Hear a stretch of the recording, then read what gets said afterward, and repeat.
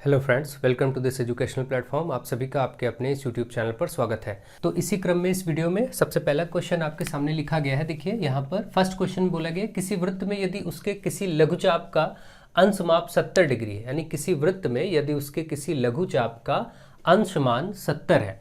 ध्यान दीजिए वर्ड यहाँ आया लघुचाप। पहले हम कुछ बेसिक्स की बात करते हैं, फिर इसको स्टार्ट करते हैं, क्योंकि थोड़े बेसिक्स आपको आने चाहिए। देखिए किसी भी वृत्त में कुछ खास बातें आप बहुत अच्छे से जानते हैं। मान लीजिए ये वृत्त है और ये वृत्त में आप एक केंद्र होता है, आपको मालूम है, और इस केंद्र से जितनी भी ये आपको जो बाउंड्री दिख रही है, इसको वृत्त की परिधि कहा जाता है। वृत्त की परिधि कहा जाता है। ये जो आप देख रहे हैं इस समय वृत्त की, इसको आप क्या कहेंगे? परिधि कहते हैं। सरकमफ्रेंस इसको इंग्लिश में कहते हैं। ये सेंटर है, केंद्र है। और यहाँ से अगर हम इस केंद्र से अगर हम परिधि को किसी बिंदु पर मिलाएं, किसी भी बिंदु पर मिलाएं, देखिए ये बिंदु परिधि पर है, कहीं भी ऐसे बिंदु ले सकते हैं। मान लीजिए इस जगह बिंदु है, इसको अगर हम केंद्र से मिलाएं तो ये सब त्रिज्याएं हैं। ये वृत्त की क्या कही जाती है? त्रिज्याएं। जितने भी आप बनाएंगे, चाहे जितने यहाँ पर आप बनाते हैं, सपोज आप यहाँ से कितने भी क्यों ना आप बनाएं, ये सब जो केंद्र से परिधि को टच कर रहे हैं, स्पर्श कर रहे हैं, ये सभी वृत्त की त्रिज्याएं हैं।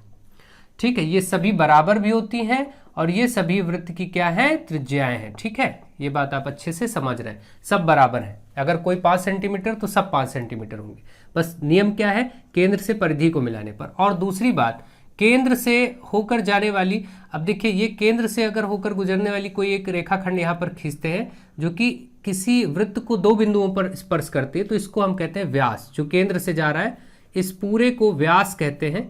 ध्यान दीजिएगा। ठीक है, ये आपका त्रिज्या है, ये व्यास है। और अगर देखें तो अब यहाँ पर खास तौर पर अगर किसी वृत्त में हम बात करें, किसी भी वृत्त में उसकी परिधि के 2 बिंदु, परिधि पर कहीं हमने 2 बिंदु ले लिया, परिधि मतलब ये बाउंड्री, इस पर देखिए हमने 2 बिंदु लिए और इनको हम मिला दें, कहीं भी मिलाएं, XYZ एनी प्लेस पर कहीं भी मिलाएं। जैसे मान लीजिए हम यहीं पर 2 मिला देते, ये कहीं भी क्यों ना मिलाएं, जैसे ये आप ऐसे मिला दीजिए या फिर आप ऐसे मिला दीजिए, बस वो बिंदु परिधि पर हो। अगर मिलाते तो इनको क्या कहते हैं? इनको जीवा कहा जाता है। इनको नाम दिया जाता है जीवा, इंग्लिश में इसको कॉर्ड कहते हैं। ठीक है, जीवा। और यदि यही किसी भी वृत्त में कोई रेखाखंड इसको पूरा पूरा प्रतिच्छेद कर जाए, ऐसे कोई रेखा इस प्रकार से हो जो कि इसको पूरा पूरा 2 बिंदुओं पर काटती हुई बाहर निकल जाए, तो इस रेखा को छेदक रेखा कहते हैं। क्या कहते हैं? छेदक रेखा, जिसको इंग्लिश में सेकेंट कहते हैं। अगर किसी वृत्त पर बाहर किसी बिंदु में एक बिंदु को स्पर्श करती हुई बाहर कोई रेखा ऐसे जाती है तो इसको स्पर्श रेखा कहा जाता है। इसको हम इंग्लिश में टेंजेंट कहते हैं। ठीक है, ये आप खास बातें ध्यान रखिए। ठीक है, तो आप देख रहे हैं कि व्यास भी एक तरह से जीवा है, क्योंकि जीवा की परिभाषा क्या? जीवा देखें तो जीवा किसको कहते हैं? कि जो वृत्त की परिधि पर 2 बिंदुओं से मिलकर बने। तो भाई भले ही ये केंद्र था, लेकिन हम वृत्त की परिधि पर 2 बिंदुओं को लेंगे ना, इनको ही तो आपस में मिलाएंगे तो ये व्यास बनेगा। देखिए एक बिंदु ये परिधि पर है, एक ये है, तो इसका मतलब ये व्यास जो है वो स्पेशल काइंड ऑफ कॉर्ड है। यानी कि अगर देखें तो जो व्यास है वो एक विशेष प्रकार की जीवा है। विशेष प्रकार की जीवा मतलब इस वृत्त की सबसे बड़ी जीवा कह सकते हैं, और वृत्त की सबसे बड़ी जीवा को व्यास कहा जाता है। ठीक है, ये भी एक जीवा ही है और सबसे बड़ी है, और इसी को व्यास कहा जाता है। ये बात याद रखिएगा कि अच्छा ये जीवा क्यों है? क्योंकि ये वृत्त की परिधि पर 2 बिंदुओं को मिला के बन रही है। यही परिभाषा है ना वृत्त की। देखिए सभी जीवा है, ये भी आपकी जीवा है, कॉर्ड है, ये भी आपकी जीवा है। तो जो एकदम केंद्र से जाए और 2 बिंदुओं को परिधि पर स्पर्श करे वो जीवा है। और क्योंकि केंद्र से जाने के कारण इसका नाम व्यास भी है। तो व्यास क्या है? एक सबसे बड़ी वृत्त की जीवा व्यास को कहते हैं। ये सब प्रश्न एक एक नंबर में ऑब्जेक्टिव में बन जाते हैं अक्सर। और छेदक रेखा, एक वृत्त को देखिए यहां से 2 बिंदुओं पर प्रतिच्छेद करती हुई काटती हुई बाहर निकल जा रही है। स्पर्श रेखा किसी वृत्त को एक ही बिंदु पर स्पर्श करती है। ठीक है, ये स्पर्श रेखा सदैव केंद्र से अगर देखा जाए तो 90 डिग्री कोण बनाती है। ये भी बात याद रखिएगा।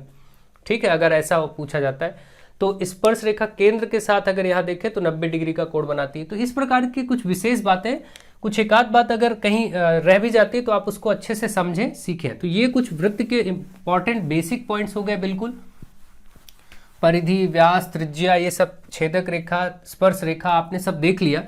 अब देखिए हम चलते हैं वृत्त के बारे में कुछ और बातें देखते हैं। जैसे एक जीवा आपने बनाया तो इसने वृत्त को 2 भागों में बांटा। ठीक है, इसने वृत्त को दो भागों में बांटा। ठीक है, एक आपका लघु वृत्तखंड और एक दीर्घ वृत्तखंड। ये जो बाहर का हिस्सा आपको एक ये हिस्सा दिख रहा है, ये वाला, ये लघु वृत्तखंड है जो नीचे का हिस्सा है अगर हम देखें, और एक हिस्सा हमें ऊपर ऐसे बड़ा सा दिख रहा है जो कि इस तरीके से बड़ा सा हिस्सा दिख रहा है, ये वाला ऊपर का हिस्सा, ये दीर्घ वृत्तखंड है। ठीक है, तो आप देख रहे हैं ये लघु वृत्तखंड है, यानी हम इसको बोल सकते हैं ये लघु वृत्तखंड है।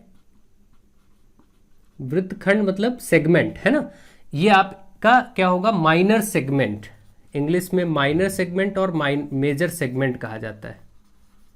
ठीक है, और ये जो बाहर है ये दीर्घ वृत्तखंड है। दीर्घ के आगे वृत्तखंड आप ऐसे जोड़ लीजिएगा, ये हो गया। और इसके बाद यदि किसी भी वृत्त में, अब एक तो ये हो गया लघु वृत्तखंड और दीर्घ वृत्तखंड, अगर कोई चाप, अगर यहाँ पर देखें, अगर कोई ये केंद्र है और यहाँ से देखिए अगर हम कोई चाप ले लें, जैसे हमने इस तरीके से ले लिया, ये चीज अगर है तो आप देख रहे हैं यहां पर लघु वृत्तखंड और दीर्घ वृत्तखंड कहा जाता है। और यहां पर क्या होता है कि लघु चाप और दीर्घ चाप कह सकते हैं। ये वाला जो चाप है ये आप देख रहे हैं यहां पर ये लघु चाप हुआ, और जो बाहर बन रहा है ये दीर्घ चाप हुआ। ठीक है, जैसे आप देखें ये हिस्सा एक बन रहा है जो कि इतना सेगमेंट यहां पर कवर कर रहा है, ये आपका त्रिज्य खंड कहलाता है। दो त्रिज्याओं के मध्य का भाग है ना, तो ये त्रिज्य खंड है देखा जाए तो। एक लघु और एक इसमें भी आपका देखिए दीर्घ वाला कैसे बनेगा, ये वाला सिरा अगर हम इसको अलग करें, छोटा वाला हमने अगर इसको पार्ट अलग कर दिया तो अब देखिए आप ये अगर अलग कर दें तो देखिए इस वक्त जो बना हुआ है आकृति वो आपको दीर्घ दिखाई पड़ेगी। ये पीस अगर अलग कर दिया जाए तो ऐसा दिखाई पड़ेगा, तो इसमें कोण इस तरफ बन रहा है देखिए, है ना। ये तो माइनर सेगमेंट, मेजर सेगमेंट ये हो गया। ठीक है, माइनर आर्क, मेजर आर्क ये हो जाता है। देखिए आर्क में क्या होता है, लघु चाप और दीर्घ चाप, मतलब ये जो ऐसे एक लघु चाप बनता है और एक बड़ा जो ये बाहर से बनना है ये दीर्घ चाप कहलाएगा। ठीक है, तो चाप ये होते हैं कि वृत्त पर अगर हम कहीं भी वृत्त पर दो ऐसे स्थान ये कट कर ले, ये वाला पार्ट जो है वृत्त की बाउंड्री परिधि से हिस्सा कट होगा तो ये लघु चाप है, और बाहर वाला ये जो हिस्सा आपको इतना बड़ा ये वाला दिख रहा है ये दीर्घ चाप है। ठीक है, ये बात भी आप ध्यान रखें। यही सब छोटी छोटी चीजें आती हैं, आपको ये मालूम भी होती है, लेकिन फिर भी मैंने एक बार ये चीजें आपको समझा दी हैं, बता दिया है। अच्छे से इनको देख लीजिएगा, समझ लीजिएगा और ढंग से करिएगा। ठीक है, त्रिज्य खंड क्या था, अगर त्रिज्य खंड की बात हो तो देख रहे ये आपका एक त्रिज्या हो गई, ये दूसरी त्रिज्या हो गई, दोनों त्रिज्या, ये देखिए त्रिज्याओं के मध्य के भाग को त्रिज्य खंड कहते हैं। यानी ये जो चाप है लघु चाप और दोनों त्रिज्याएं, लघु चाप और त्रिज्याओं के मध्य के भाग को त्रिज्य खंड कहते हैं, क्योंकि त्रिज्याओं के बीच में बन रहा है इसलिए इसको त्रिज्य खंड भी कहा जाता है। ठीक है, एक लघु त्रिज्य खंड है, आप देख रहे हैं ये वाला लघु है जो नीचे बन रहा है, और ये वाला जो ऊपर का सेगमेंट बन रहा है ये दीर्घ है। जैसे यही दो त्रिज्याएं ये भी हैं, लेकिन ये दो त्रिज्याओं से इस तरफ बनेगा जब ये, तो दीर्घ बनेगा, इसका कोण इधर बनेगा, है ना।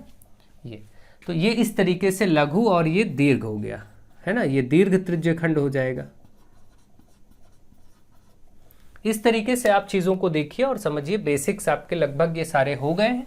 ठीक है, अब चलिए हम आगे फटाफट कोणों के रूप में बात करते हैं, आगे बढ़ते हैं और उसको भी देखते हैं।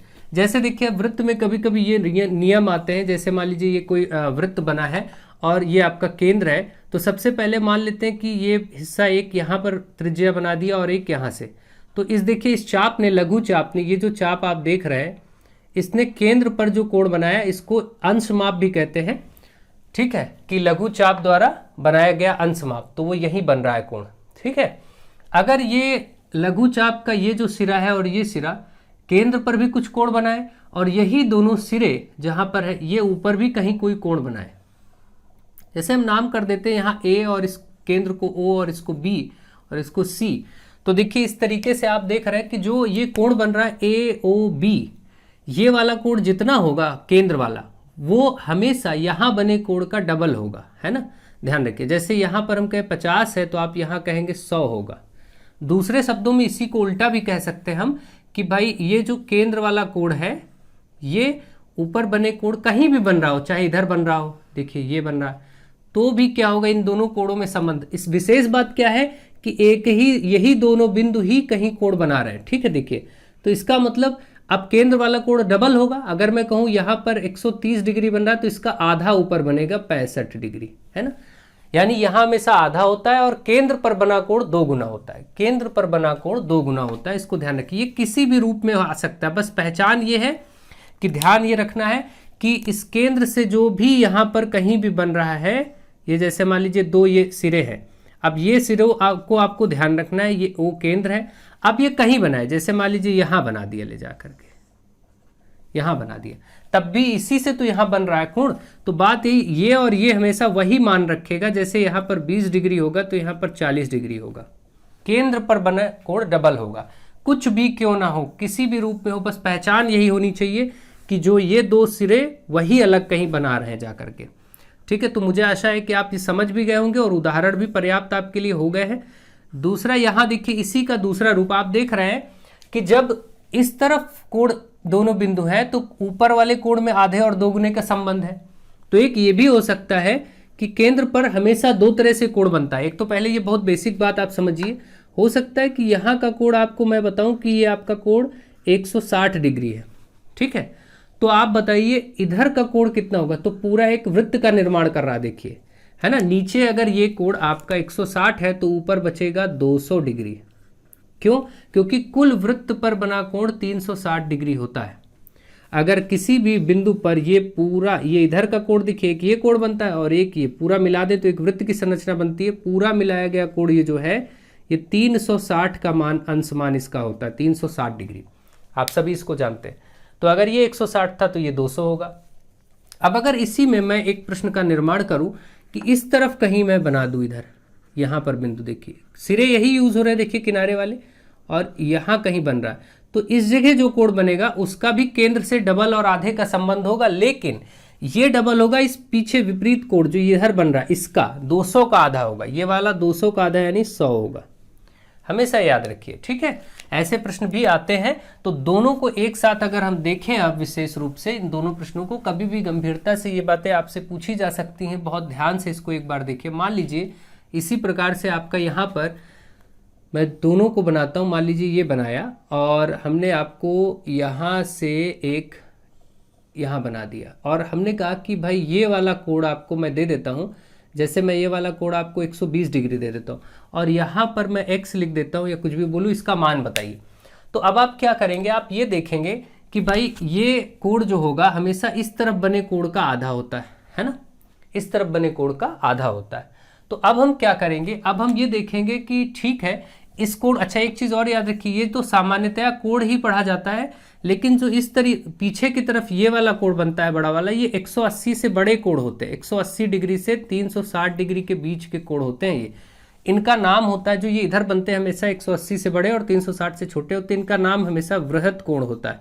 वृहद या फिर कहीं कहीं ऐसे वृहद ऐसे लिखा होता है कोण, वृहद कोण या वृहद कोण कह सकते हैं। इंग्लिश में इनको रिफ्लेक्स एंगल कहते हैं, रिफ्लेक्स एंगल। ठीक है, ये हमेशा 180 से बड़े ही होते हैं, ये बात याद रखें। तो इस बात को आप ध्यान रखिए। तो चलिए अब आगे देखते हैं। तो इसी पर एक और बात कर लेते हैं। जैसे कभी कोई अगर चतुर्भुज ऐसा बना हो जिसमें ऐसा कोई कोण आ जाए, जैसे देखिए इस चतुर्भुज को क्या नाम देते हैं, जिसमें देखिए इधर आप अंदर की तरफ, भाई वैसे सामान्यतः आप कोई भी चतुर्भुज बनाते हैं, देखिए चाहे जैसा टेढ़ा मेढ़ा बना दें हम, ये इसमें कोई भी कोण देखिए आपका क्या 180 से बड़ा है, तो आप देखेंगे नहीं। जो ऐसे चतुर्भुज बनते हैं इसमें कोई भी कोण 180 से बड़ा नहीं, लेकिन जो ये चतुर्भुज आपके सामने बना है वो यहाँ पर बना कोण, इसका जो चौथा कोण देखिए, एक कोण ये है, दूसरा ये है, चतुर्भुज के 4 कोण होते हैं, तीसरा ये है और चौथा यहाँ, इसके चारों ये देखिए आपके सामने। लेकिन इस चतुर्भुज में विशेष बात यह है कि अंदर की तरफ का एक कोण 180 से बड़ा दिख रहा है। ऐसा चतुर्भुज अवतल चतुर्भुज कहलाता है, ध्यान रखें, अवतल चतुर्भुज। देखिए पढ़ाने को बहुत कुछ होता है, लेकिन क्या करें, हम भी लोग सोचते हैं कि कितना क्या आपको बता दिया जाए, कुछ लिमिट नहीं किसी चीज़ की। ये चीज़, ये जो चतुर्भुज है आपके उत्तल है ना, ये उत्तल चतुर्भुज, ये कॉनकेव क्वाड्रिलेटरल होते हैं, ये कॉन्वेक्स क्वाड्रिलेटरल होते हैं इंग्लिश में। ये भी कभी हो सकता है 1 नंबर में आ जाए कि 180, किसी अवतल चतुर्भुज का कोण क्या होता है 180 से अधिक होता है, उत्तल के 180 से कम होते हैं। ठीक है, ये सब या ये अधिक कोण या सम कोण, ये सब बातें जो बेसिक बेसिक है आ सकती। खैर, तो ये जो क्वेश्चन मैंने दिया था इसको आप सॉल्व करके बताएं। एक्स का मान, इसमें क्या होगा कि सबसे पहले ये एक्स निकालने के लिए हम केंद्र के इधर वृहद कोण ज्ञात करेंगे। तो ये वृहद कोण पहले आप निकालेंगे, ऐसे लिखेंगे कि भाई इसका नाम कर देते हैं ए और ये बी, ये आपका केंद्र का नाम ओ ही रख देते हैं, इसका सी कर देते हैं। तो आप ये बोलेंगे कि यहाँ पर इस केंद्र पर दो कोण बनते हैं, एक कोण ये ए ओ और बी, तो इसको नाम सिर्फ ऐसे कोण का ये चिन्ह होता है, एल टेढ़ा करके ऐसे बनाया जाता है, ये कोण का चिन्ह, इसको पढ़ते हैं कोण का चिन्ह, है ना, सिर्फ यानी कोण पढ़ेंगे। तो अगर हम बोले कोण ए ओ बी, अगर ये कोण बताना है तो हमेशा आप किनारे से चलेंगे, ये बीच में आना चाहिए, ओ लेटर बीच में आना चाहिए, आप बोलेंगे ए ओ बी, ऐसा नहीं कि ओ ए बी बोल दें, गलत होगा। अगर हमें ओ कोण बताना है तो हमें ए से चलना होगा, ए ओ बी, तो इसको पढ़ेंगे कि कोण ए ओ बी, बीच में आया ना लेटर, जो बीच में अक्षर होता है वहीं पे कोण बन रहा होता है, देखिए, ठीक है। तो ये तो कोण ए ओ बी पढ़ा जाएगा, लेकिन यही चीज जो विपरीत वाली ये जो बन रही है, ये इसको नाम भले ए इसका ओ इसका बी यही है, लेकिन इसके आगे आपको लिखना पड़ेगा कि ये वृहद कोण की आप बात कर रहे हैं। वृहद कोण लिख के तब आप कहेंगे ए ओ बी, बात वही, ये भी कोण ए ओ बी है, लेकिन वृहद कोण बताना पड़ेगा कि भाई हम वृहद कोण की चर्चा कर रहे हैं, सामान्य कोण की चर्चा नहीं कर रहे हैं, ठीक है। तो ये दोनों में लिखने का ये अंतर है, ध्यान रखिएगा, ठीक है। आई होप आप इसको भी अच्छे से समझ गए हैं। चलिए, तो अब अगर मैं बात करूं इस प्रश्न की, तो आप बोलेंगे कि यहां का जो वृहद कोण है वो 2 गुना होगा इसका, या ऐसा कह सकते हैं कि ये वाला जो कोण ए सी बी है ये वृहद कोण का आधा होगा। पहले हम वृहद कोण ज्ञात कर लेते हैं।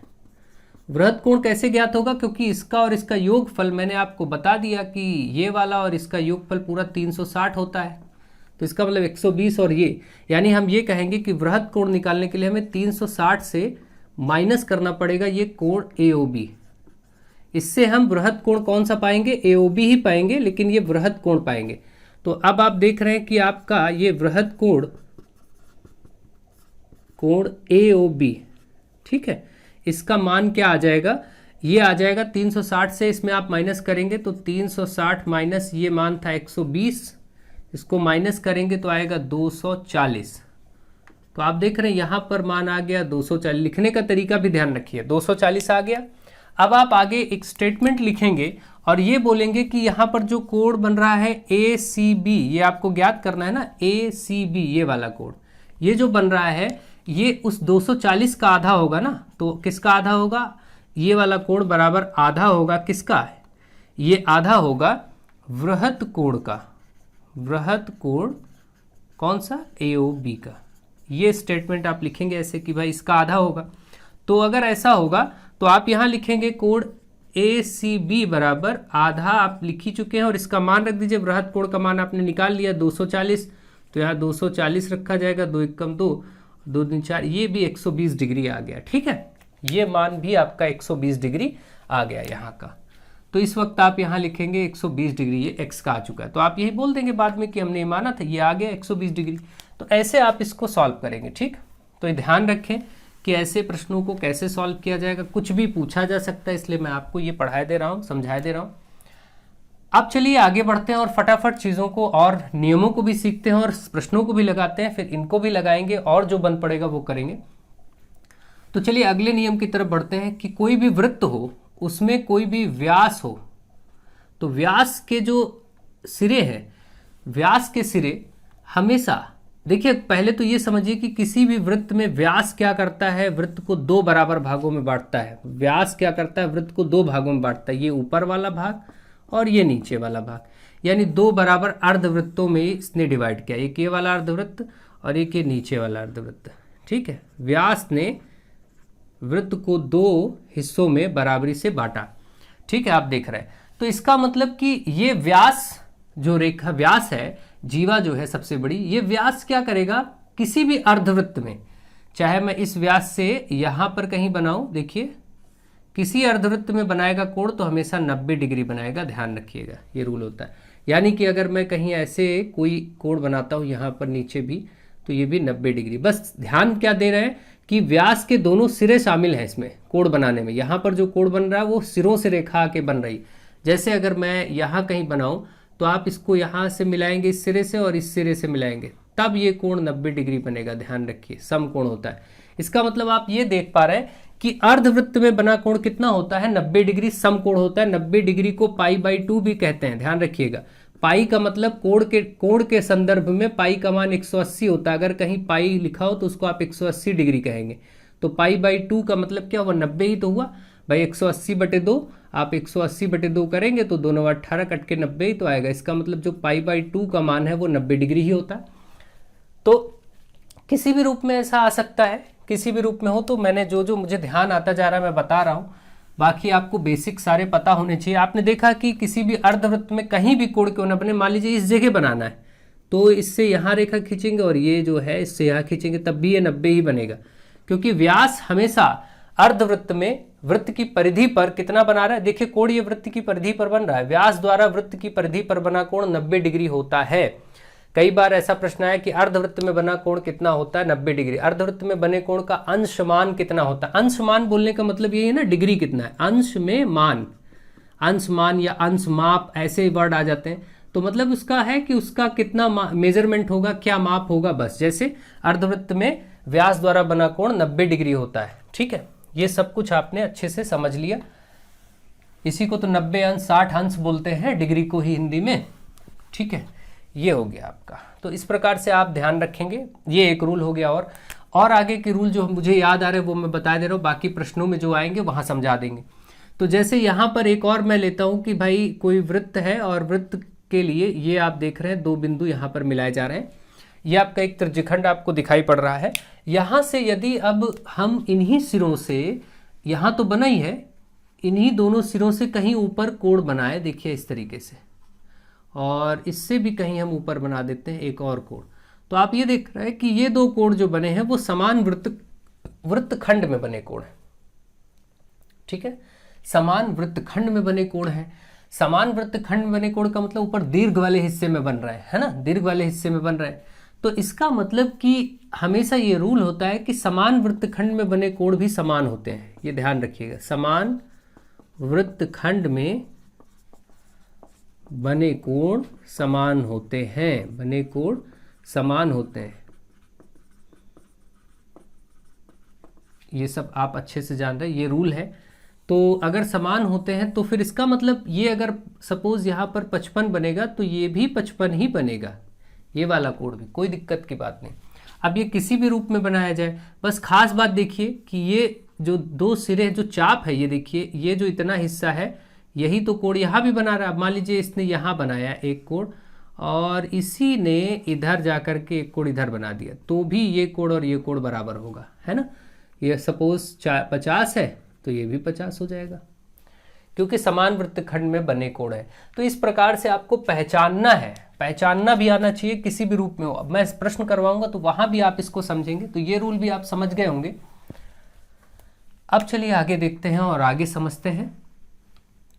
इसी प्रकार से होने को तो कभी ये भी बनाया जा सकता है, देखिए ये भी काम हो सकता है, मैं बना दे रहा हूँ। हालांकि इस लेवल पे कभी आता नहीं, लेकिन अब मैं क्या करूँ, मजबूरी है, कुछ भी बना समझना है, कुछ छोड़ना नहीं है। बाकी छूटने को तो बहुत कुछ है, सब कुछ तो किया ही नहीं जा सकता। देखिए मान लेते हैं कि इससे मैं एक कोण यहाँ बनाता हूँ और इसी से मैं एक कोण यहाँ भी बना देता हूँ।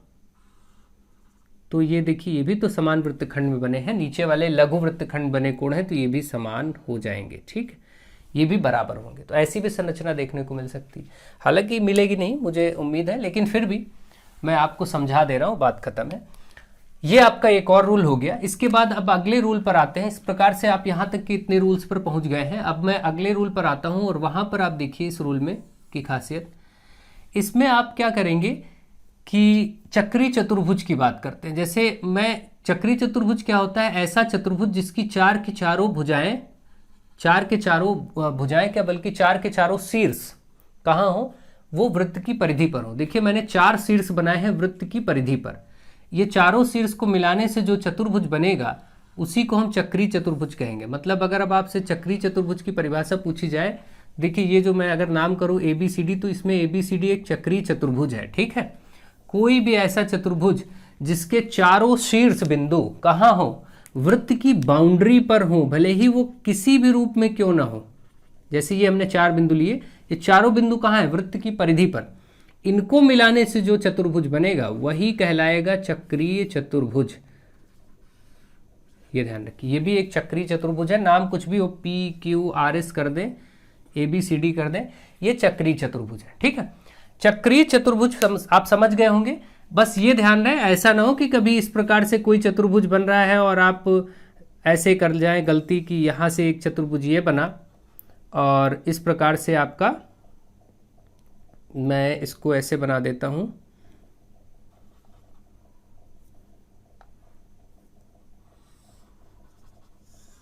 ये देखिए ये चतुर्भुज बन रहा है, इसको आप मत कहिएगा कि चक्रीय। क्यों? क्योंकि इसके देखिए 3 ही बिंदु परिधि पर है, चौथा बिंदु केंद्र पर है। चतुर्भुज तो ये है, लेकिन ये कहीं से भी चक्रीय चतुर्भुज नहीं हो सकता, ये चक्रीय चतुर्भुज नहीं है क्योंकि इसका चौथा बिंदु कहाँ है? केंद्र पर है। लेकिन इनके चारों के चारों बिंदु कहाँ दिख रहे हैं? वृत्त की परिधि पर दिख रहे हैं। इसलिए ये जो चतुर्भुज बने हैं ये सभी चतुर्भुज चक्रीय चतुर्भुज हैं। और चक्रीय चतुर्भुज की विशेषताएं क्या होती हैं कि इनके विपरीत कोणों का योगफल 180 होता है। जैसे इसका विपरीत कोण क्या है? ए का ठीक विपरीत सामने कौन पड़ रहा है? सी। इसका मतलब यहां से कोण ए प्लस कोण सी अगर जोड़े तो 180, ये नियम है। और इस बी वाले कोण का विपरीत पड़ रहा है ये डी, तो इसका मतलब अगर हम बी और डी को जोड़े तो भी 180 होगा अकॉर्डिंग टू रूल, ये नियम है। ठीक, अगर इसमें बात करें तो कोण पी का विपरीत क्या है? कोण पी का विपरीत है कोण आर, इनका योगफल 180 होगा। इसी तरीके से कोण क्यू का विपरीत क्या है? ये वाला एस, क्यू और एस, तो क्यू और कोण एस, इनका योगफल भी 180 होगा। ये आपका एक रूल हो गया। ठीक है, ये सारे बेसिक्स आप बहुत अच्छे से समझिए, सीखिए और एक एक पॉइंट को ध्यान दीजिए, क्योंकि कुछ भी पूछा जा सकता है, जो पूछा जाए आप अच्छे से कर पाए। तो मुझे आशा है आप चक्रीय चतुर्भुज के नियमों को भी समझ गए होंगे अच्छे से और ढंग से सीख गए होंगे। ठीक है, मतलब अगर मैं मान लूं कि ऐसा कोई आपको एक चक्रीय चतुर्भुज दिया जाए, ये आपका ए, ये बी और ये वाला सी और ये पॉइंट डी, और अब अगर मैं आपसे कहूं कि यहाँ का कोण आपका 70 डिग्री है तो ये वाला कोण कितना होगा? अगर कोण ए 70 है तो कोण ए और सी का योगफल तो 180 आपने पढ़ा, यहाँ ए की जगह रख देंगे 70, सी वाला आप तुरंत अभी बता देंगे। सी निकालना है, 70 को उधर ले जाएंगे, 180 में माइनस करेंगे, तुरंत आप कहेंगे 110 डिग्री कोण आ गया, 110 अंश या डिग्री जो कहें, तो इसका अंश मान या अंश माप 110 आ गया, कोण सी आपका निकल गया। हो सकता है यही प्रश्न होता, और चलिए ये वाला लिखा रहने देते, यहाँ प्रश्न होता और यहाँ बोला जाता कि भाई ये वाला x है और ये वाला आपका x है, तो ये वाला 2x है, जरा इनके मान निकालिए।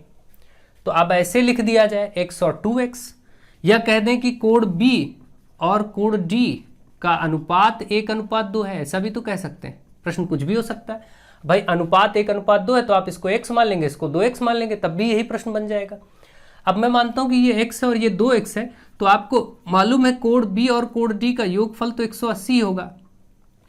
b की जगह देखिए 2x और d की जगह x बराबर 180 डिग्री, 2x और 1x मिलकर 3x बराबर 180 डिग्री, x बराबर 180 है ही, ये 3 बटे में आ जाएगा क्योंकि गुणे में है तो इधर आएगा तो बटे में होगा, 3 छक 18 मतलब x बराबर 60।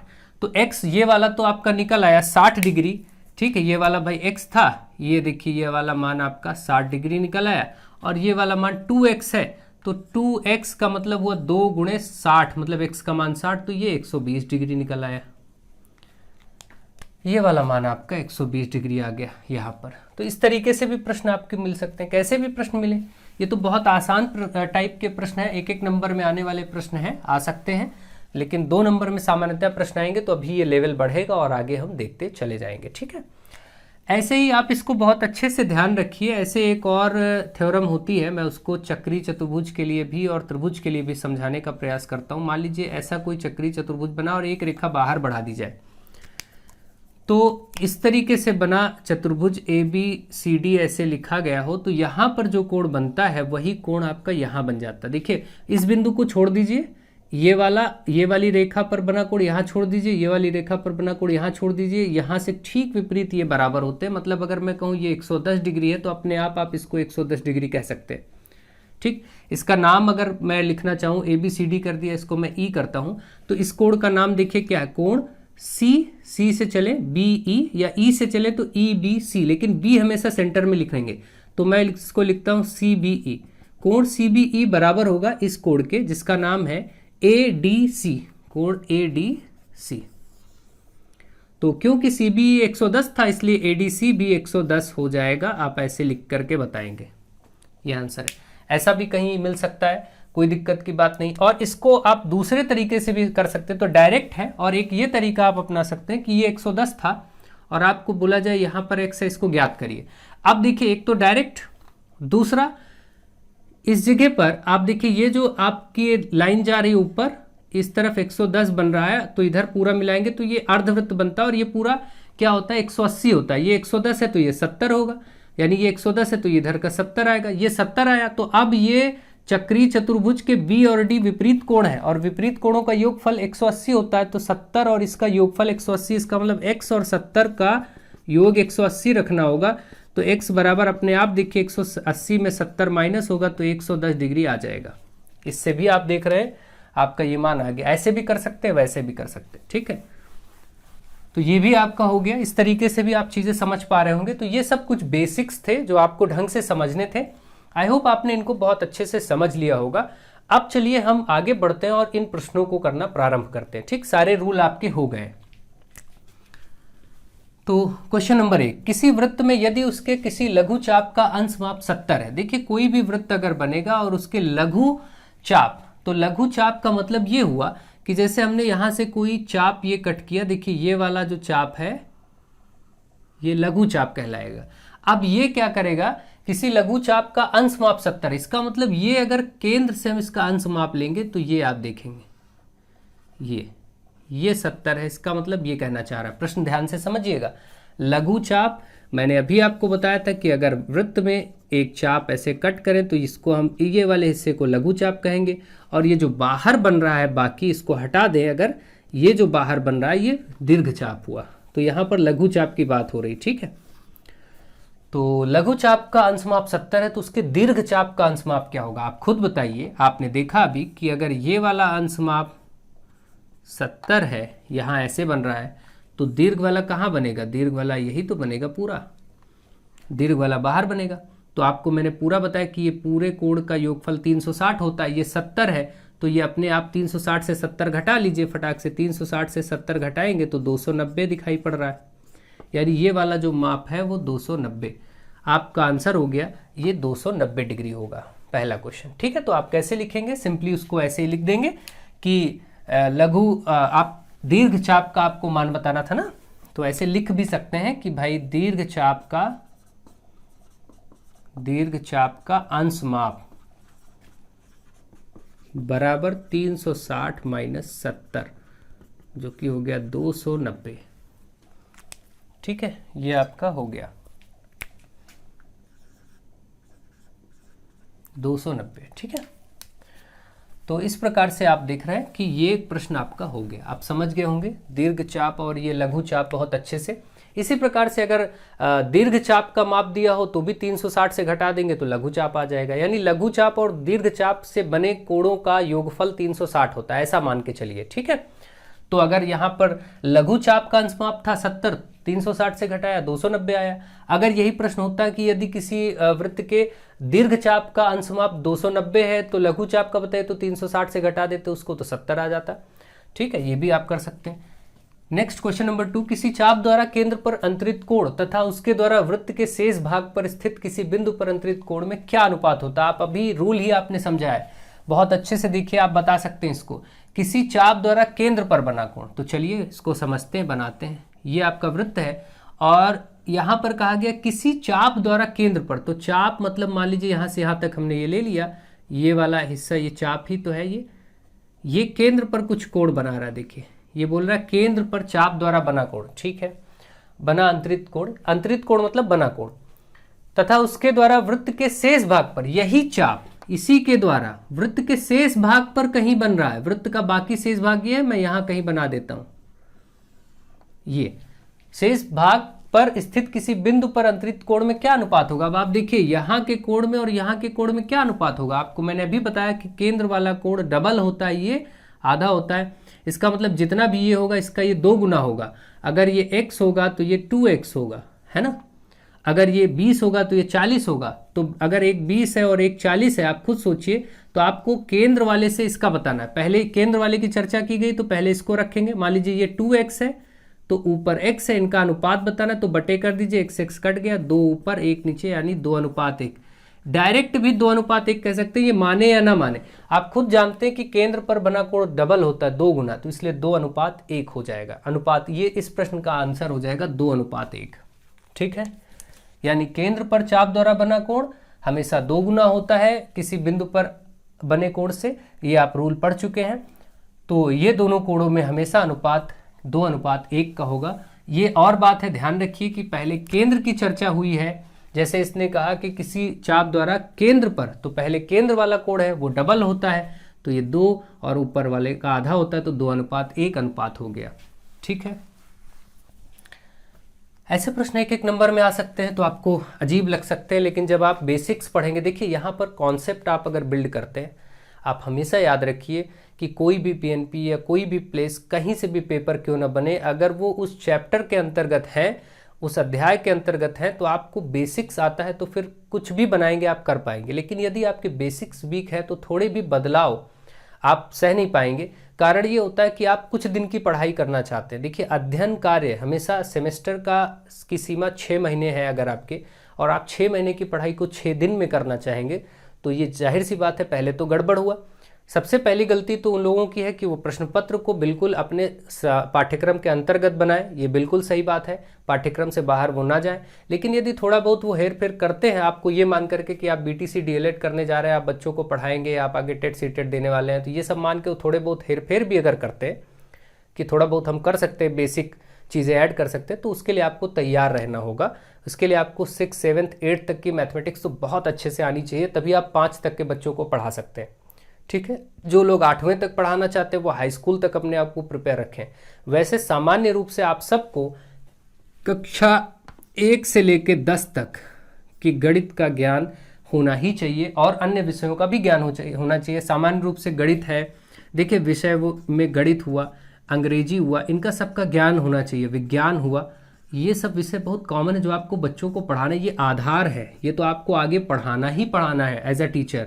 हिंदी हुआ, तो ये सब आपको पढ़ाना है, जिसमें महत्वपूर्ण विज्ञान, अंग्रेजी और गणित ही है। आप बहुत अच्छे से जानते हैं कि हर जगह इन्हीं की शिक्षा ज़्यादा देते हैं लोग, और चीज़ें सामान्य रूप से बच्चे स्वयं से भी कर पाते हैं और पढ़ के भी हो पाता है। मैक्सिमम लोग हिंदी भी पढ़ लेते हैं, कई जगह पर ऐसा नहीं कि हिंदी बहुत ही सहजता से आती है। हर एक विषय को समय चाहिए, आपको तन्मयता से लगना होगा, पढ़ना होगा, सीखना होगा, तभी आपको वो चीज़ें आएंगी। तो ये सब आपको समझना ही होगा। ठीक है, तो मैंने आपको बताया भी था कि मैंने अपना चैनल एक और बनाया है जो कि एकेडमिक्स का है, आशीष सर स्टडी जोन एकेडमिक्स। ठीक है, आप लोग उसको सर्च कर लीजिए, आशीष सर स्टडी जोन, और आगे आप लिखेंगे एकेडमिक्स, आपको मिल जाएगा। ठीक है, अभी एकदम से ऊपर तो नहीं मिलेगा, बिल्कुल वहाँ भी सेम ऐसे ही मेरी फ़ोटो लगी है चैनल पे, आप अच्छे से उसको ढूंढेंगे।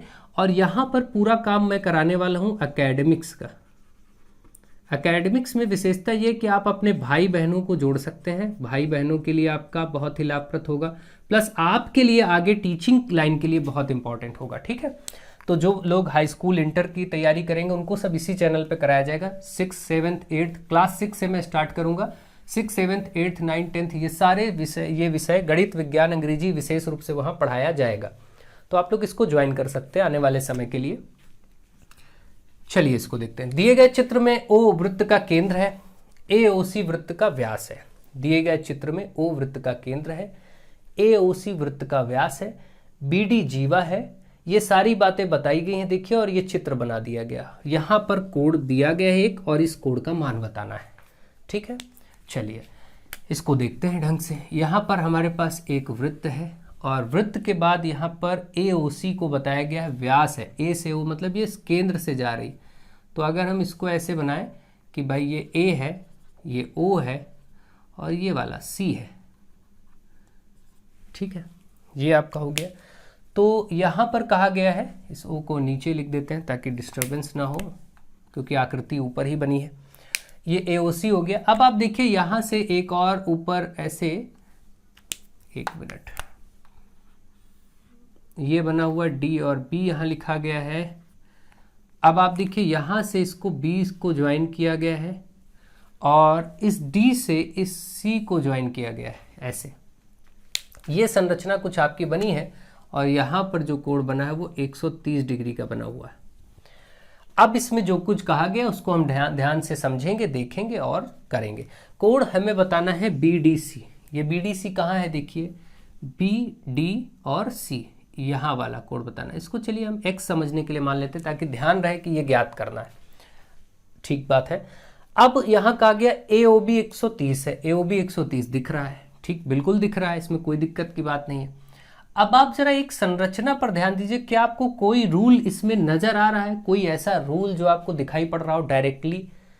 तो अभी आपको दिखेगा। अगर मैं बनाऊं, पहले मैं आपसे अगर ये पूछूं, अगर मैं आपसे इतना पूछूं इसी आकृति में कि यहां पर कितना कोण बनेगा, ये वाला, तो आप देखेंगे ये एक रेखा थी जो कि A और बीच में O है। मैं अलग से पार्ट उसको करके आपको समझा रहा हूं। AOC रेखा देखिए, यहाँ से एक ऐसी रेखा गई है ऊपर जो कि यहाँ B बिंदु तक गई है। यहाँ का कोण आपका 130 है, तो ये पूरा एक अर्धवृत्त बनाएगा। देखिए अर्धवृत्त हमेशा 180 डिग्री का बनता है, तो ये 130 डिग्री है अगर, तो ये वाला कितना होगा आपका 50 डिग्री ही होगा, क्योंकि 150 और 130 मिलके 180 होते हैं। तो यानी आपको ये पता चल गया कि ये कोण 50 है, कोई दिक्कत नहीं। इसको आप चाहें तो यहाँ पर लिख सकते हैं। इन कोणों को कहते हैं रैखिक युग्म के कोण। एक रेखा पर युग्म जो बनता है, युग्म का मतलब पेयर, एक रेखा पर बनने वाला पेयर जोड़ा युग्म, ये रैखिक युग्म कोण कहलाते हैं। ये भी याद रखिए, लीनियर पेयर जिसको कहते हैं इंग्लिश में, रैखिक युग्म के कोण। ठीक है, इनका मान 180 होता है, तो ये बात आप अच्छे से समझ रहे होंगे। अब आप देखिए यहाँ से अगर मैं बात करूँ तो आप देखेंगे AOB और BOC का योगफल, AOB और प्लस BOC का योगफल 180 होगा। आप यहाँ इसका रीज़न दे दीजिए कि ये रैखिक युग्म के कोण है, इसलिए 180 है, रैखिक युग्म के कोण। बस इतना लिख दीजिए, वो स्पष्ट हो जाएगा कि आपने सही बात पर सही रूल लगाया है। ये हो गया भाई, AOB का मान 130 है प्लस BOC आपको ज्ञात करना था। हालांकि यहाँ 50 आ चुका है, मैं यहाँ दिखा रहा हूँ कि आप लिखेंगे कैसे, और ये 180 है। अब ये 130 उधर जाएगा तो BOC का मान निकल आएगा कि 180 में 130 घटेगा, जो कि बराबर 50 डिग्री आ जाएगा। आप देखिए ये मान ऐसे लिखना होता है एक एक चीज़, तो ये आप लिख लेंगे कि भाई इस कारण से हमारा 50 डिग्री आया। ठीक बात है। अब अगर मैं आपसे पूछूं क्या आपको कोई ऐसा रूल दिख रहा है डायरेक्टली जो आप अभी तक पढ़े हैं? ऐसे प्रश्नों में नियम दिखता बहुत मुश्किल से, और जिसको दिख जाता है वो बिल्कुल आसानी से फट से आंसर कर देगा, बिना सॉल्व किए पेन उठाए भी कर देगा। तो मैं आपको दिखाने की कोशिश करता हूँ, एक बार प्रयास करता हूँ, मेरा प्रयास रहेगा कि आपको दिख जाए। देखिए बहुत लोग आंसर कर रहे होंगे, अच्छी बात है। जैसे A, यहाँ से O और यहाँ से B, C। ठीक है, अब देखिए हम इतनी संरचना, यहाँ से ये केंद्र है ना, मैं अगर कहूँ आपसे कि ये वाला देखिए, ये दो बिंदु है, यहाँ पर कितना बना है 50। ये दो बिंदु अगर कहीं कोण बनाए, जैसे आप देख रहे हैं ये इसका ये वाला बिंदु यहाँ जा कर के एक कोण बना रहा है, और ये वाला सिरा भी यहाँ मिलाया गया। देखिए ऐसे, देखिए इस बिंदु से ये रेखा और इस बिंदु से ये रेखा, क्या आपको वही नहीं दिख रहा है कि जो आपने अभी ऐसा पढ़ा था कि भाई अगर ये ऐसे हो और यही बिंदु कहीं भी जाके कोण बनाए? बिल्कुल यही नहीं दिख रहा है रूप, कि यही किनारे ऊपर जाके कोण बना रहे हैं, चाहे कैसे भी। अब मान लीजिए यहाँ ना बनाए, यही किनारे इधर जा कर के कहीं इधर कोण बना दे, देखिए ऐसे, तब भी तो बात है किनारे ये दोनों इन्हीं के तो यूज हुए, ये कोण और ये कोण क्या होगा, केंद्र वाला 2 गुना ये आधा। तो हमेशा यहाँ देखिए केंद्र पर कोण ये 50 बन रहा है, तो ये वाला x जो है यहाँ 25 बनेगा, आधा, क्योंकि देखिए यही सिरा यहाँ और यही सिरा यहाँ बना रहा है। तो स्पष्ट रूप से आपको 25 दिख गया, अगर आपने नियम को ढंग से समझा है तो। ठीक है, आपको ये अच्छे से दिख जाएगा बिल्कुल। अभी मैंने एक एक चीज़ समझाई थी, तो आप इसको ये बोलेंगे कि यहाँ का जो कोण आपको ज्ञात करना था, कोण ज्ञात करना था BDC, ये बराबर होगा, आधा होगा, किसका आधा, केंद्र के कोण का, और केंद्र के कोण का नाम लिख दीजिए BOC, BOC है ना।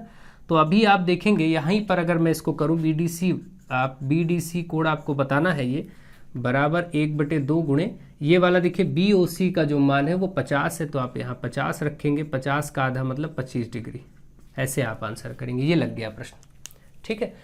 इस प्रकार से ये भी क्वेश्चन आपका लग गया। मुझे आशा है कि आपको अच्छे से समझ में आ गया होगा, ढंग से आपने देखा होगा, तो एक एक चीज़ आपको क्लियर होगी। जो लोग अभी से देख रहे हैं उनको दिक्कत भले ही हो, वो स्टार्टिंग से इस वीडियो को देखेंगे बाद में, तो सारे बेसिक्स बताए गए आपको सब समझ में आएगा। अच्छे से देखिए, पढ़िए और खूब मेहनत करिए, खूब मन लगा करके अध्ययन कार्य करिए। चलिए आगे बढ़ते हैं और प्रश्नों को सॉल्व करते हैं।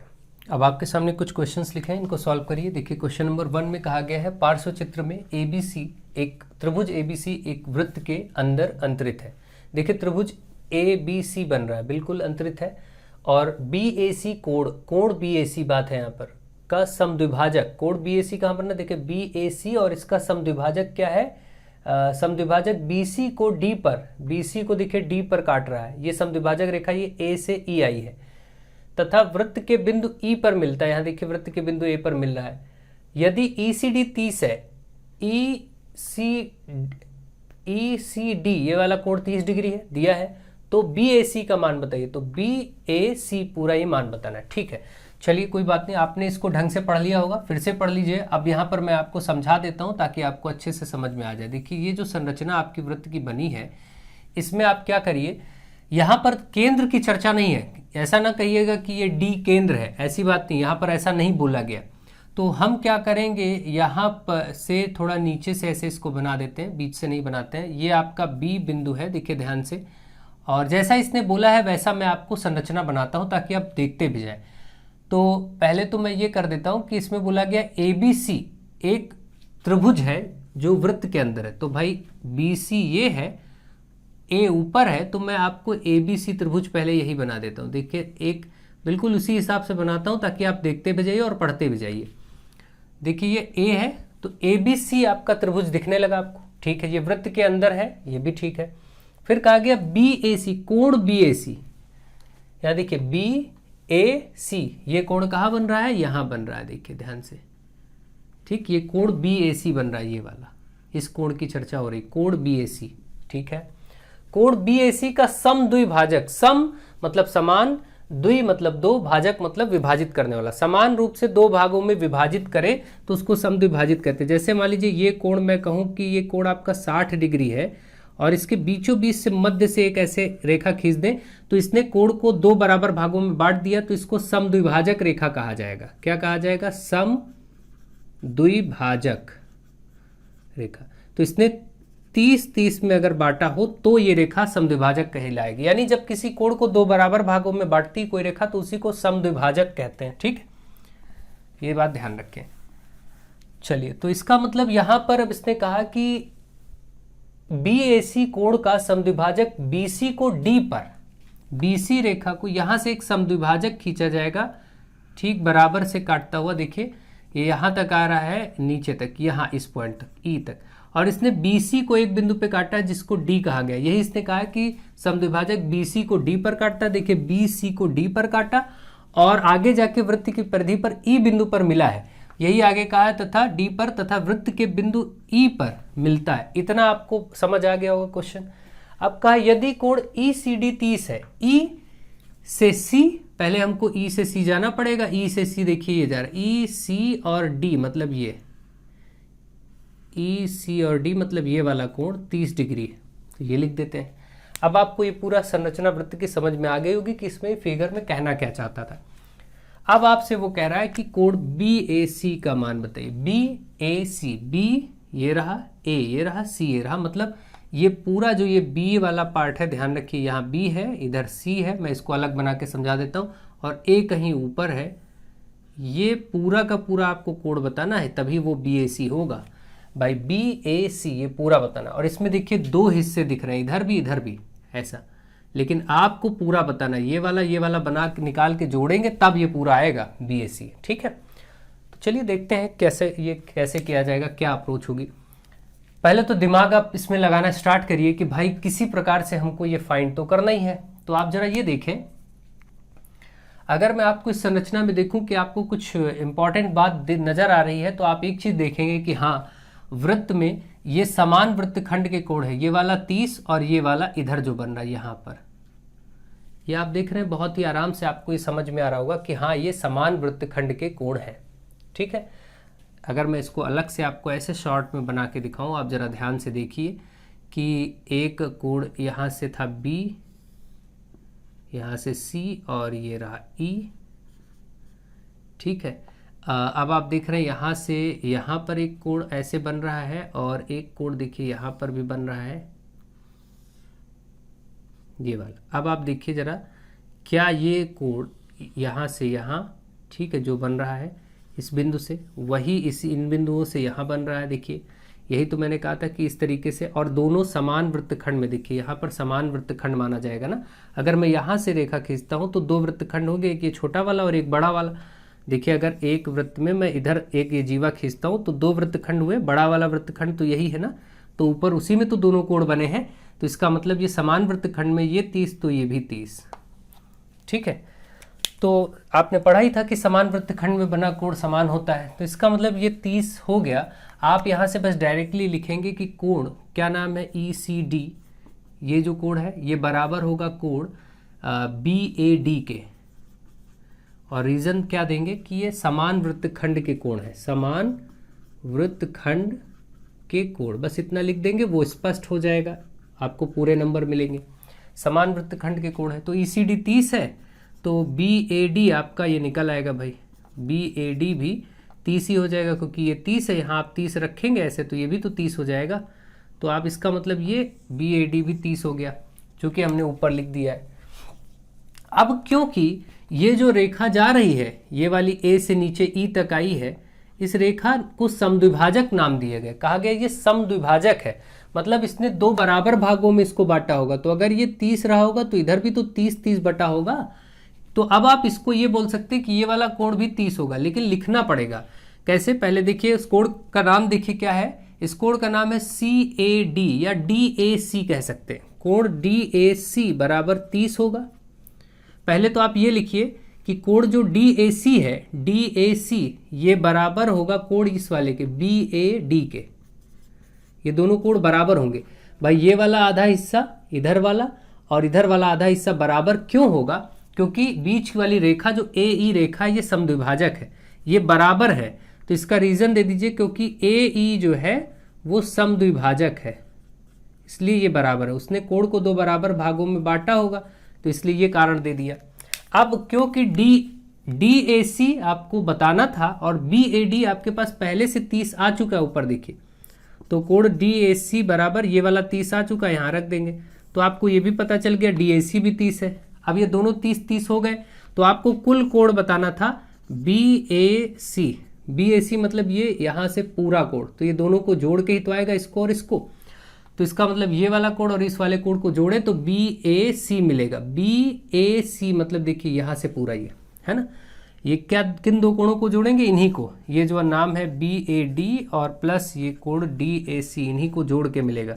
लिखने का तरीका थोड़ा सा अटपटा होता है, लेकिन वो प्रैक्टिस से आपको आ जाएगी। ये 60 डिग्री, बाकी तो ओरल आपको ऐसे ही समझ आ गया होगा कि हाँ ये कैसे हो रहा है, क्यों हो रहा है। थोड़ा मैं टाइम लेके भी बता रहा हूँ अच्छे से डिटेल में, क्योंकि जो चीज़ आपको आए ढंग से आए, नहीं तो कोई फ़ायदा नहीं है ऐसे बहुत अजीब तरीके से भी जल्दी जल्दी मैं कर दूं, उससे क्या फ़ायदा। मेरा प्रयास है कि आप कर पाए, इसीलिए मैं बोलता हूँ आपसे कि गणित आप सीखिए, ना कि प्रश्नों को रटिए। रटने में तो कुछ भी, कितनी भी फास्ट मैं काम कर दूंगा, बिना इसको ऐसे एक एक स्टेप लिखे भी मैं सीधे बोल दूंगा इसका आंसर ये, इसका आंसर ये, ऐसे हुआ, ये ऐसे हुआ, तो क्या आपको वो पल्ले पड़ेगा? वो पल्ले नहीं पड़ेगा। टाइम लगे, अच्छे से पढ़िए, ढंग से सीखते हुए, ताकि कुछ बदलाव हो तो उसको भी आप समझ पाएं, नहीं तो फिर पढ़ाई का कोई अर्थ नहीं है। नेक्स्ट क्वेश्चन नंबर 2, 3 बिंदु ABC एक वृत्त की परिधि पर है। तो चलिए इसका डायग्राम बनाते हैं फटाक से। ये एक वृत्त है और इसकी परिधि पर 3 बिंदु ABC लेने हैं और बिंदु O वृत्त का केंद्र भी लेना है। देखिए यहाँ से मैं O को केंद्र बना देता हूं और बोला गया कि यदि कोण ABC 100 है, 3 बिंदु भी लेने और उसमें से ABC 100 भी हो। मान लो एक बिंदु ये A है तो 100 डिग्री आपको बनाना, यहाँ कहीं मान लेते हैं ये B बना होगा, तो इस तरीके से यहाँ कहीं ऐसे C बना होगा, तो इसके बीच में कोण 100 डिग्री बनना चाहिए था। देखिए 100 हमने मान लिया, ABC 100 बना रहा है, तो ABC कोण जो है वो 100 है, 100 दिख रहा है। तो केंद्र से अगर अब इसको मिला दें ऐसे, ये आपकी संरचना आ गई। आपसे कहा गया कोण AOC बताओ। AOC कहाँ बन रहा है? AOC मतलब ये वाला कोण। अगर यही लिखा होता वृहत कोण, बस आगे ये लिख जाता वृहत कोण इतना कि वृहत कोण AOC बताओ, तब ये मामला दूसरा हो जाता, तब ये बाहर वाला निकालना पड़ता है। ठीक है, तो ये बात ध्यान रखें। चीज़ें कुछ भी ऐसे अटपटा करके दिया जाए आपको समझना है। तो अब देखिए भाई, इस प्रश्न को तो मैं आपको अच्छे से समझा चुका हूँ कि ये जो इसमें कोण बना, केंद्र पर बना कोण, यहाँ पर बना कोण है, इसमें क्या संबंध होता है। आपको मैंने बताया दो तरह से कि अगर ये वृत्त है और ये कोई ऐसी संरचना है, ऊपर कहीं इधर बन रहा है, बाहर अलग कहीं, तो यहाँ और यहाँ में संबंध होता है। ये वाला डबल होता है हमेशा। यहाँ जितना होगा, देखिए यहाँ अगर मैं कहूँ 30 है तो आप यहाँ पर 60 कहेंगे, डबल होगा। ठीक है। अच्छा, ये वाला कोण बनाने के लिए आपको मालूम है कि ये किसका होगा। अगर यहाँ कहीं इस तरफ बन रही संरचना, तो ये हमेशा इस धर वाले कोण से संबंधित होता है। मतलब यहाँ पर डबल होगा, इसका ये 100 है तो ये 200 होगा। ठीक है, ये संबंध होता है ना, ये बात आप जानते हैं। तो ये 100 है तो बाहर 200 होगा, ये आप समझ गए। अभी हम लिखेंगे, अभी तो आप आंसर देख पा रहे हैं, समझ जा रहे हैं। और ये पूरा 360 होता मिला के, तो 200 ये है तो ये बचा 160, क्योंकि पूरा 360। यही आपका आंसर हो गया। देखिए, यही आपको ज्ञात करना था। तो आंसर ऐसे तो टिक करना हो तो आ गया, लेकिन अब लिखे कैसे, इस बात को भी तो समझना जरूरी है कि एक एक पॉइंट को लिखना जरूरी है। तो आई होप आप इसको तो समझ गए, रूल जिन्होंने ध्यान से देखा है। अब हम आपको लिखना सिखाते हैं। देखिए यहाँ पर आप क्या लिखेंगे, सबसे पहले आप ये बताएंगे कि ये जो कोण आपका वृहत कोण है, बाहर जो बन रहा है, वो इसका डबल होगा। सिंपल सी बात है। तो आप ये बोल दीजिए कि भाई पहले हम वृहत कोण की बात कर लेते हैं। चलिए ऐसे लिख लेते हैं, वृहत कोण कौन सा कोण है? AOC। ये क्या होगा? 2 गुना होगा किस कोण का? इस वाले कोण का जो यहाँ बना है ABC, जिसका नाम है कोण ABC का 2 गुना होगा। तो भाई 2 से इसको 100 रख दीजिए, तो ये 200 आ गया। यानी बृहत कोण का मान ये देखिए आ गया, यहाँ पर रिटर्न में आ गया। ठीक है, अब हम ये बोलेंगे कि क्योंकि हमें कोण बताना है AOC, और मैंने आपको बताया कि ये AOC तभी आएगा जब 360 से इस कोण को घटाया जाएगा, वृहत कोण को, क्योंकि इन दोनों का टोटल योगफल 360 ही तो होगा। तो आप बोलेंगे कोण AOC बराबर 360 माइनस जो वृहत कोण आया है वो, माइनस वृहत कोण AOC, है ना। तो आप देख रहे हैं 360 ये है, इसमें से ये आया है 200, माइनस करेंगे तो ये आ जाएगा 160 अंश। 160 अंश आ गया आपका आंसर, या 160 डिग्री कह सकते हैं। ये वाला आपका आंसर बताना था, ये 160 आ चुका है। ये आपका क्वेश्चन लग गया। ठीक है, तो इस तरीके से लिखना भी आना चाहिए ढंग से, कोई दिक्कत की बात नहीं। आप अच्छे से समझ रहे होंगे, सीख रहे होंगे, तो आपको कोई प्रॉब्लम नहीं होगी। और जिन लोगों को और प्रॉब्लम है, तो मैंने चैप्टर वाइज में भी इसको पूरा पढ़ा रखा है। चैप्टर वाइज वाली डिटेल में भी जाइए, वहाँ भी बहुत डिटेल में चीज़ों को पढ़ा दिया, उसको भी देख लीजिए, इसको भी देख लीजिए, कोई डाउट ही नहीं रह जाएगा। पार्श्व चित्र में अगला क्वेश्चन, पार्श्व चित्र में O वृत्त का केंद्र है। देखिए ये जो चित्र लिया गया है, इसको ध्यान से जरा देखिए। इसमें क्या कहा गया है कि इसमें O वृत्त का केंद्र है। ठीक है, O वृत्त का केंद्र है, और यहाँ पर O लिख लीजिएगा, ये O वृत्त का केंद्र है। ठीक है, और फिर आपसे कहा गया है कि, चलिए बना लेते हैं पहले। कुछ ऐसी संरचना बनी, ये A है, ये आपका C है, और ये O है, और ऊपर भी कुछ यहाँ पर बनाया गया है, ये आपका पॉइंट B है। यहाँ से देखिए एक रेखा ऐसी आ रही है जो इसके बीचों बीच से ऐसे नीचे यहाँ तक आई है, बस यहीं कहीं आप इसको लिख लेंगे ऐसे जैसे बनाया गया। तो यहाँ पर इतना हिस्सा 50 डिग्री लिखा गया है, ये 50 लिखा है, जिनको दिख ना रहा हो तो समझ लिए यहाँ 50 है। और फिर आपको, ठीक है, ये आपका हो गया, इतना दिया गया। और आपसे कहा गया तो फिर कोण ABC की माप क्या होगी? ABC, ABC इस पूरे की माप क्या होगी, इसको आपको करना है। तो ध्यान देते हैं भाई, इसमें तो अभी कोई बात पता ही नहीं है कि ये 50 है तो ये 50 होगा, ऐसा कह नहीं सकते। ठीक है, ये और बात है कि इसने, देखिए पहले समझ लेते हैं क्या, एक पॉइंट छूट गया। यहाँ बोला था रेखा BOD AOC की समद्विभाजक है। ठीक तो है, सही तो बोला है, कोई दिक्कत नहीं। अब तो हो गया प्रश्न, बहुत आसान है। कहा गया है कि रेखा BOD, ये देखिए B यहाँ पर था बिंदु O और ये बिंदु, ये जो D है नीचे देखिए यहाँ, ये BOD क्या है, इस पूरे AOC कोण की समद्विभाजक है, मतलब समान रूप से दो भागों में विभाजित, मतलब ये 50 है तो इधर का भी 50 हो गया। अब तो प्रश्न आसान हो गया, कोई दिक्कत की बात नहीं है, ठीक है, ये आपका आ गया। तो अब देखिए ये अगर 50-50 हो गए 100, तो आप देख रहे हैं कि भाई ये पूरा कोण तो 50 और 50 मिलके 100 हो गया, और यही ऊपर कहीं कोण बना रहे हैं। हमने आपको ये बहुत अच्छे से बताया कि कोण, केंद्र वाला कोण ये है और ऊपर B वाला पॉइंट ये है, इसका आधा ये होगा, यानी ये 50 होगा उत्तर, ठीक है भाई। जो केंद्र पर होता है वो 2 गुना होता है, यहाँ जो होगा आधा होगा, क्योंकि यही बिंदु केंद्र पर कोण बना रहे देखिए, और यही बिंदु ऊपर भी बना रहे, तो यहाँ बना कोण क्या होगा, 50 होगा। और आपसे पूछा ही था ABC मतलब ये पूरा, तो आप सीधे सीधे बस इतना लिख दीजिए, कोण ABC बराबर, पहले तो इसको लिखने का पूरा प्रॉपर तरीका देखिए, आप समझ आप गए ही हैं। अब देखिए पूरा प्रॉपर तरीका, पूरा तरीका ये, पहले आप इसको बताइए, क्योंकि आप बोलिए कि कोण AOD ये वाला इतना बराबर है कोण DOC या COD कहें, COD, तो आप ये इसलिए बराबर है क्योंकि इसका जो ये BD रेखा आ रही है, जो BOD रेखा है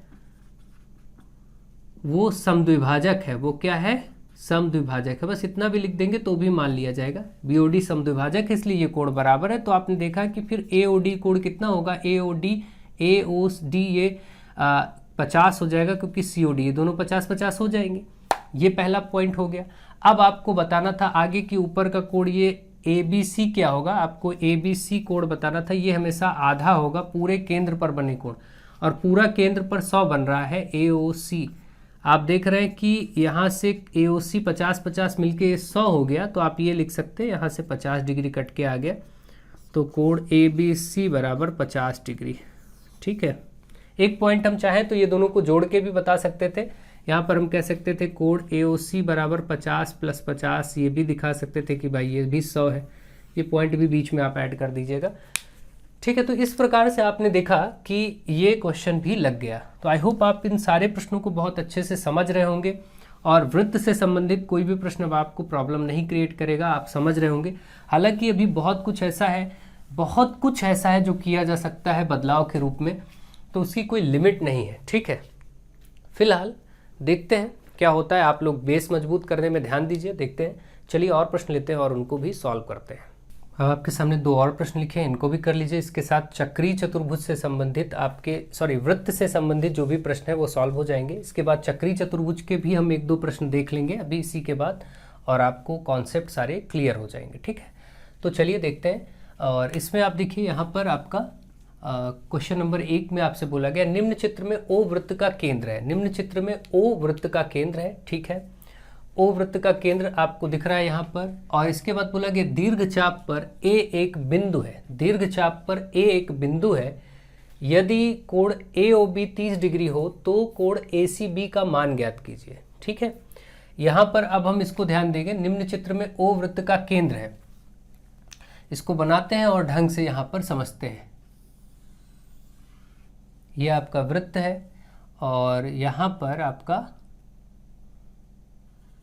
ये A पॉइंट है, और ये आपका B पॉइंट है, ये O बिंदु है, और यहाँ से ऊपर C पॉइंट है, ठीक है। ये आपको बनाया गया, और यहाँ पर बोला गया है 30 डिग्री, ठीक है।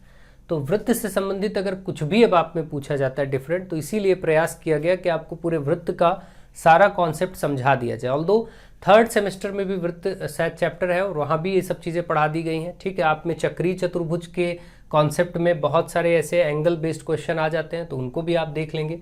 तो चलिए इसको भी हम देख लेते हैं।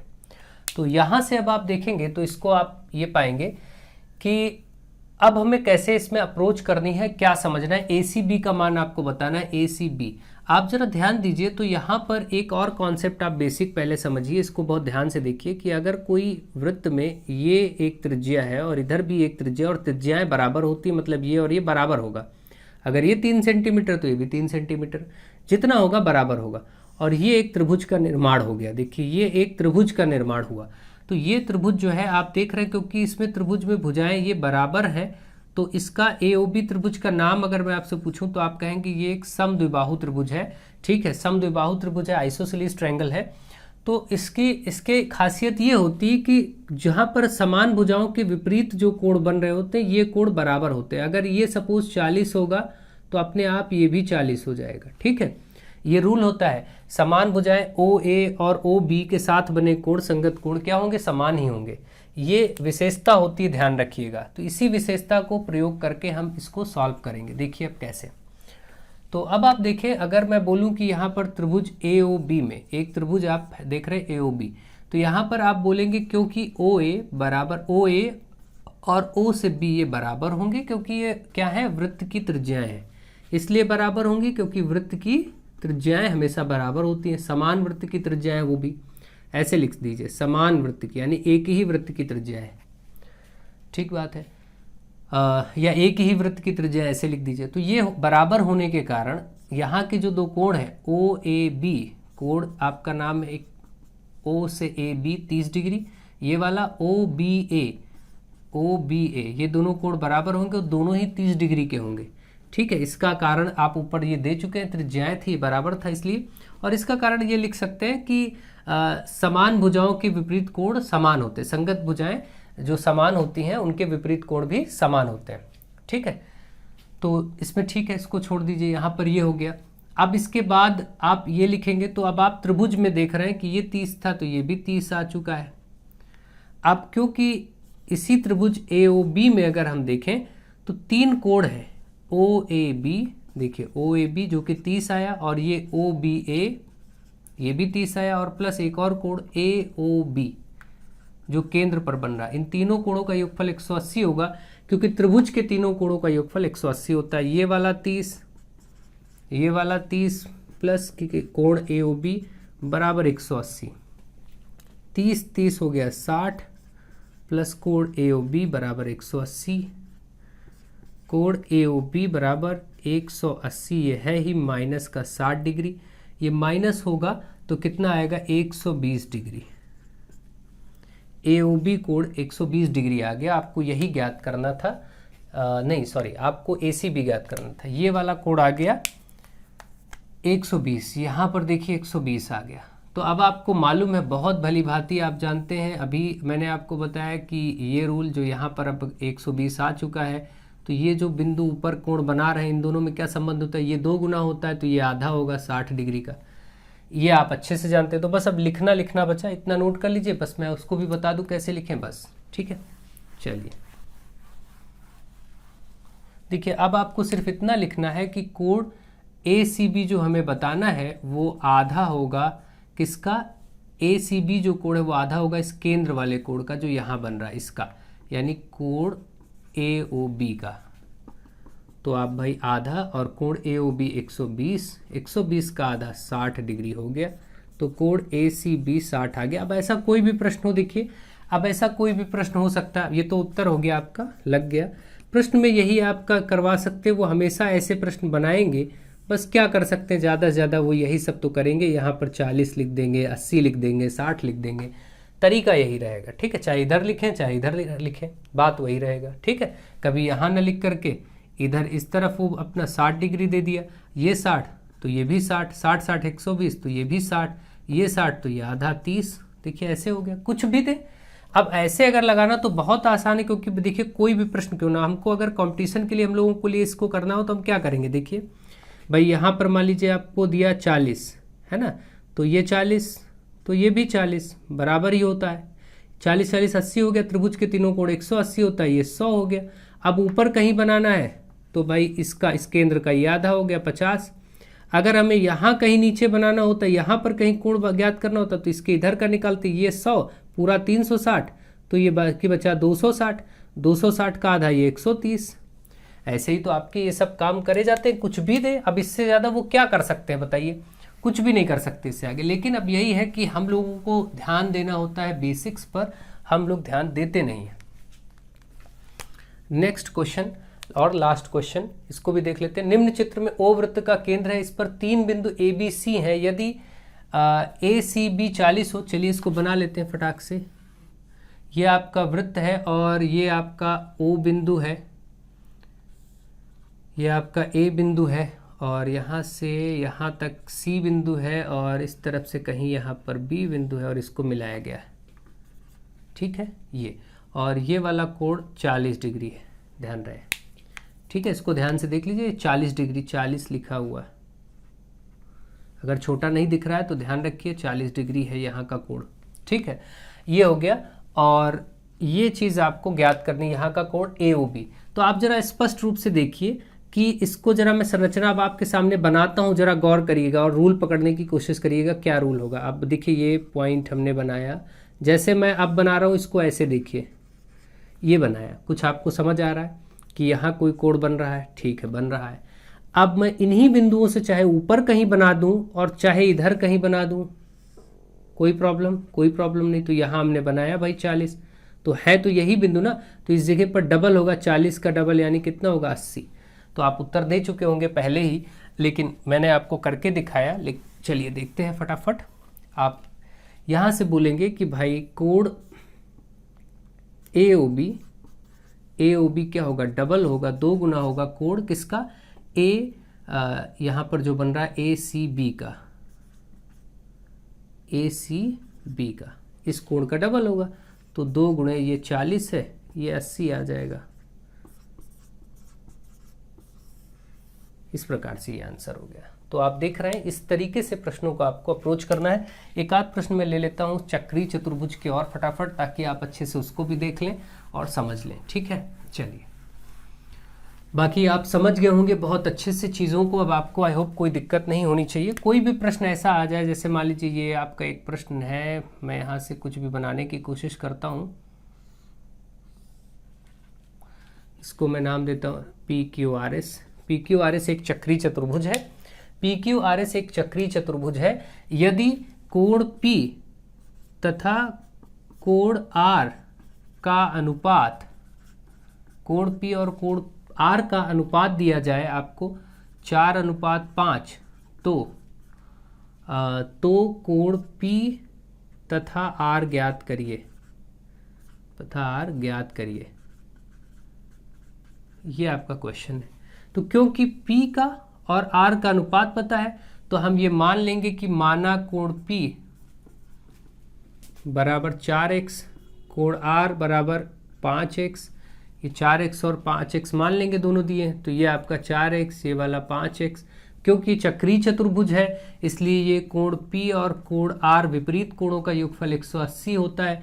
ये 4x प्लस 5x का मान 180, ये हो गए जुड़ करके x और x 9x बराबर 4x 5x 9x हो गए, ये 180। x बराबर निकालेंगे तो 180/9 आ जाएगा भाई, गुणे में उधर बटे में 9 1 कम 9 9 दूनी 18 20, x का मान तो 20 आ गया। आपसे बताया गया था ये कोण बताइए, तो 4x का मान 20 आया, यहाँ 20 रखेंगे तो ये 20 हो गया 80 और ये 5 गुणे 20 रखेंगे तो ये 100, 80 और 100 उत्तर आ गए। तो ऐसे प्रश्न चक्रीय चतुर्भुज में आपको देखने को मिल सकते हैं, ठीक है। तो ऐसे ही आपको करना है। कोई भी रूप आपको ऐसा देखने को मिले तो आप इसको बहुत आसानी से कर पाएँ, ध्यान देंगे तो कर पाएंगे, नहीं तो कोई ऐसी बात नहीं है कि कोई बहुत टफ होता है, समझने की बात होती है। ये है, और मान लीजिए मैं यहाँ पर एक कोण दे देता हूँ 120 डिग्री। तो बस अब इसको मैं लिखना नहीं सिखा रहा हूँ, डायरेक्ट करवाना की बात करता हूँ। यहाँ पर मान लीजिए A है, ये B है, ये C है, ये D है। चक्रीय चतुर्भुज आपको दिख गया होगा। 120 ये है, यहाँ का कोण पूछ ले तो सीधे 120, ठीक है। नहीं तो ध्यान रहे आपको, ये मैं अच्छे से समझा चुका हूँ कि ये कोण और ये कोण बराबर होता है, ठीक है। अब अगर नहीं तो आपको ज्ञात करने का दूसरा तरीका यही था कि भाई ये दो पूरा इधर इतना मिला के 180 होगा तो ये 60 हो जाएगा, 60 होगा तो ये जोड़ करके आमने सामने आप कोण A और कोण C बराबर 180 आप ऐसे लिखेंगे। A वाला यहाँ देखिए यहाँ का 60 आ चुका है चक्रीय चतुर्भुज के अंदर, और ऊपर C वाला आपको बताना है, तो आप ऐसे करेंगे कोण C बराबर 180 में 60 प्लस है तो इधर माइनस हो जाएगा जो कि 120 आ जाएगा। ऐसे भी 120 है और डायरेक्ट भी यहाँ से कोण ये जो बन रहा है ये कोण हमेशा इसके बराबर होते हैं। ये रूल मैं अभी स्टार्टिंग में बता चुका हूँ, तो बार बार लिखने लिखाने की ज़रूरत नहीं है। आई होप आप इसको भी बहुत अच्छे से समझ गए होंगे। चलिए मुझे आशा है कि आपको ये चैप्टर बहुत डिटेल में ढंग से समझ में आ गया होगा। पूरा का पूरा चैप्टर इसमें कंप्लीट हुआ है और बहुत डिटेल में कंप्लीट हुआ है। आप लोग अच्छे से क्लासेस देखिए, सीखिए और आगे बढ़िए। बाकी आपकी जितनी भी क्लासेस अभी हो सकती हैं आगे आपको कराई जाएंगी। आप लोग ढंग से सीखते रहिए, वीडियोज़ को शेयर करते रहिए। So thank you to all of you.